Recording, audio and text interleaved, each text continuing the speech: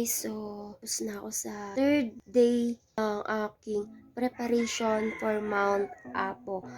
Nag-jogging ulit ako ng 2 hours sa Philippine Arena. Yan. Tapos mamaya, magme-medical na kami para sa rin na requirements yun. Bago umakyat, kailangan kasi yun. Hindi siya talaga basta-basta. So, ayun guys. Mamaya po malalaman. Kaya guys, palakas kayo kung gusto nyo umakyat ng Mount Apo. Ako nga mahina ako. Kaya may sipon pa. Talagang 3 weeks pa para mag-ready.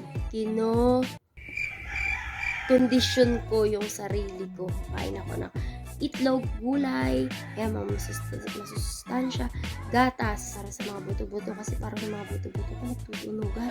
Siyempre, hindi nawawala yung kape. Yung kape kasi, parang ano ko na yun potion. Yun yung lakas ko. Para, di ko alam, basta adik ako sa kape. Yun guys, mamaya ang aking medical para doon. So guys, pagay mo na. Hi guys! So, day 5 ng aming preparation para sa Mount Apo. I-stretching mo na tayo. Pumunta sa arena. Yan. Kasi doon malubat. Walang marites. Kahit mag-jogging kami, wala magsasabi na jogging ng jogging, kain ka naman ng kain. Ganun yung tanga-tanga marites nun. Kaya kami nag-jogging ka, nagwo-workout kasi para lumakas sa kabe. Ano na? Guys, tapos na kami nag-jogging. And we are about to drink lemon and drink apple.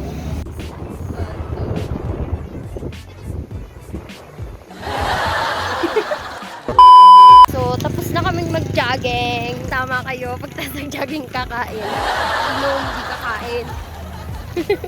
The next day. So guys, ito na nga po ulit. Grabe yung pinayat ko, sobra. So, magja-jogging na po ako. Ako nakapag-jogging kaninang umaga. So, dapat kasi araw-araw sasanayin ko yung sarili ko na mapagod.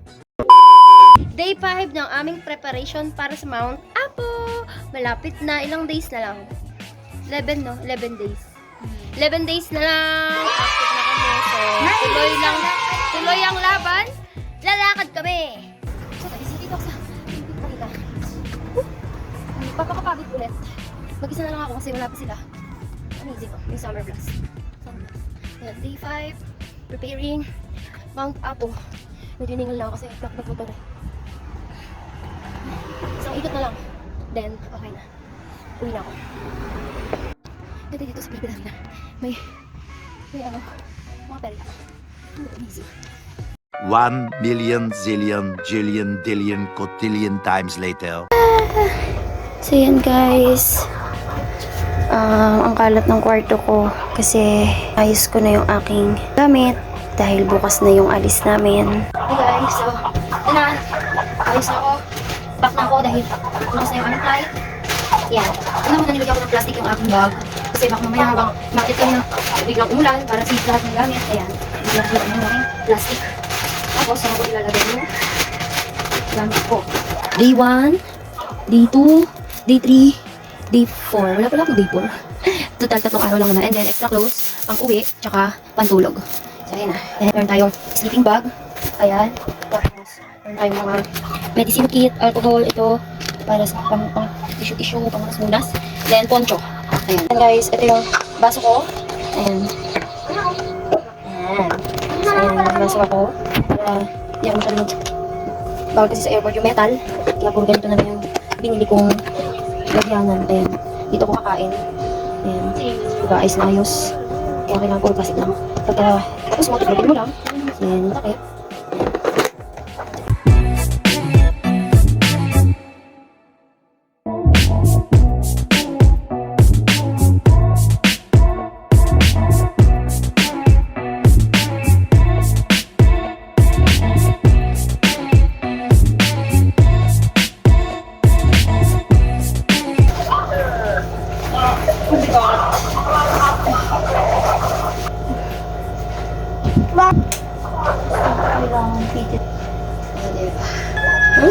May nakasalat BBQ. Wala pa po dyan yung gamit ko para sa pangkain ko. Puro damit pa lang yan.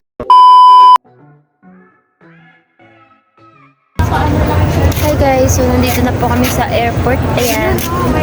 Eto. So, nag-ready na sila sa baggage. Hey guys, nandito kami ngayon kasama wala kayo. Nakita niyo naman po pagkatapos namin bumoto. Ayan na, nakita niyo naman po kulay-bulo naman. At ayan, nakikita niyo naman po.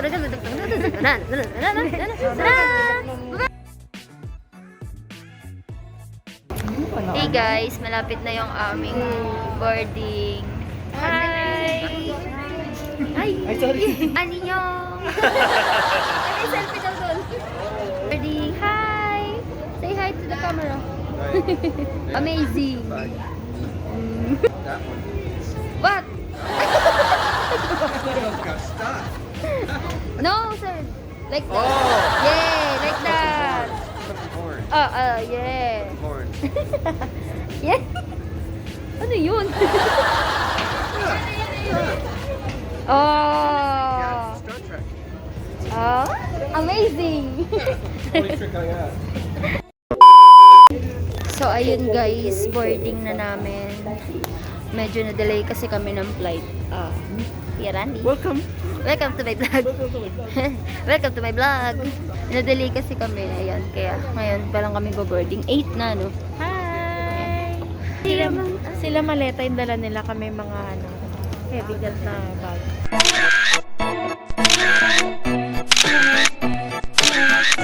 Gabaw.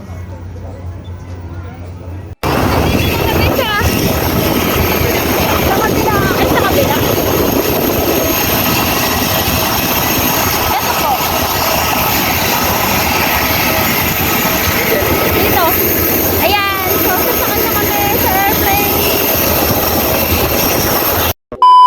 Ayan, so nandito na kami sa loob ng airplane. Hanapin ko na yung seat ko.